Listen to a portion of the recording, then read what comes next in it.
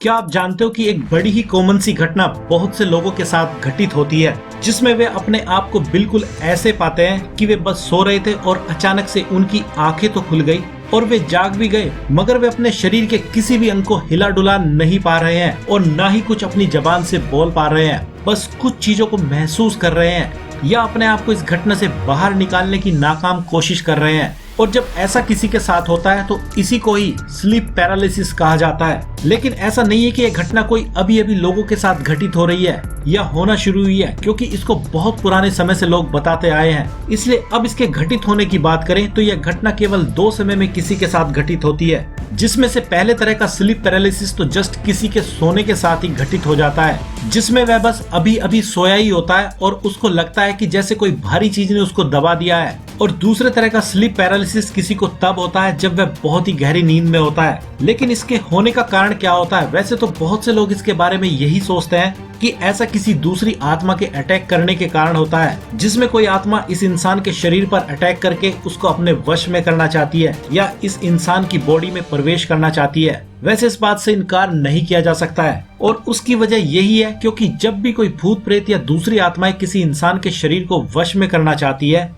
या उसके शरीर में घुसना चाहती है तो वे उसी तरह के लोगों को शिकार बनाने में कामयाब हो पाती है, जिनके बॉडी, माइंड और सोल में कनेक्शन बहुत समय के लिए टूटा रहता है। लेकिन फिर भी आपको इन सब से घबराने की जरूरत जरा भी नहीं है, क्योंकि आत्मा भी एक एनर्जी के फॉर्म में ही होती है और ये यूनिवर्स बड़ी मिस्ट्री से भरा है। क्योंकि कई बार तो यह घटना लोगों के साथ तब घटित होती है जब उनके एंजल या देवता ऐसे लोगों की मदद करना चाहते हैं। इसलिए इसको सही से समझने के लिए पहले आप यह समझे कि किसी भी इंसान की बॉडी, माइंड और सोल का कनेक्शन टूटता कैसे है। तो इसकी वजह तो बहुत सारी हो सकती है, लेकिन इसका सिम्टम एक ही होता है कि जब भी कोई इंसान बहुत ज्यादा दुखी और चिंताओं से घिर जाता है तो उसका सबसे पहला संबंध उसकी आत्मा से टूट जाता है, क्योंकि उसके माइंड के विचार उसको पूरी तरह से घेर लेते हैं। और जब माइंड के विचार किसी को पूरी तरह से घेर लेते हैं तो धीरे धीरे ऐसे इंसान का संबंध उसके शरीर से भी टूटने लगता है। जैसे अगर आप बहुत ज्यादा अपने मन के विचारों में ही खोए हो तो आपको गर्मी सर्दी का भी कुछ ज्यादा पता नहीं चलेगा, या आपके सामने कोई कुछ कह रहा हो तो भी आपको उसकी बात सुनाई नहीं देगी, क्योंकि जिस दिमाग के पास ये सिग्नल्स गर्मी सर्दी या बात के भेजे जा रहे हैं वह अपनी ही कल्पना और विचारों में खोया है और उसको किसी भी बात की सुध नहीं है, क्योंकि इस समय दिमाग ने ऐसे इंसान को अपने कब्जे में कर रखा होता है। और ठीक इसी समय में वे आत्माएं जिनको हम एंजल्स या अपने देवताओं के नाम से जानते हैं, वे ही किसी के अंदर जाकर उसको वह सॉल्यूशन देना चाहते हैं जो उसको चाहिए होता है। और ऐसा कुछ ही सेकंड में घटित हो जाता है, क्योंकि आत्मा के समय में, दिमाग के समय में और बॉडी के समय में और आपके घंटे के समय में बहुत ज्यादा अंतर होता है। इन सब का टाइम बिल्कुल अलग अलग होता है, इसलिए कोई भी बड़ी से बड़ी बात का सॉल्यूशन आपको कुछ ही सेकंड में दिया जा सकता है, जो कि आत्मा के लेवल पर घटित होता है। और अब अगर इस घटना के घटित होने के दूसरे कारण की बात करें तो कई बार ऐसा होता है कि जब कोई भी इंसान सोया होता है या अभी अभी सोया होता है तो वह अचानक से अपने सपनों में इस कदर उलझ जाता है कि उसको लगता है कि वह अब नहीं बचेगा और उसकी आंखें खुल जाती है, लेकिन उसकी आत्मा अभी भी उसी डायमेंशन में होती है जिस डायमेंशन में उसको सपना दिखाया जा रहा था। और जब तक उसकी आत्मा वापस इस 3 डायमेंशन में पूरी पावर के साथ पहुंचती है तब तक ऐसा इंसान वैसी ही अवस्था में होता है